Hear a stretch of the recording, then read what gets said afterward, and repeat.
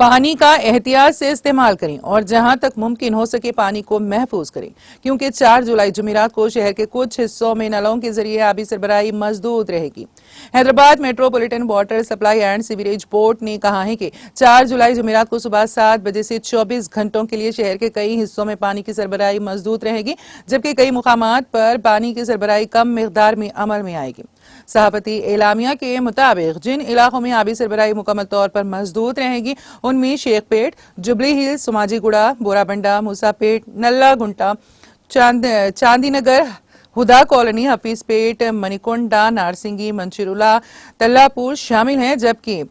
भोजागुड्डा, reservoir, बंजराहिल, सिरागड्डा, KPHB और हैदरनगर में पानी की कम प्रेशर से सप्लाई अमल में आएगी।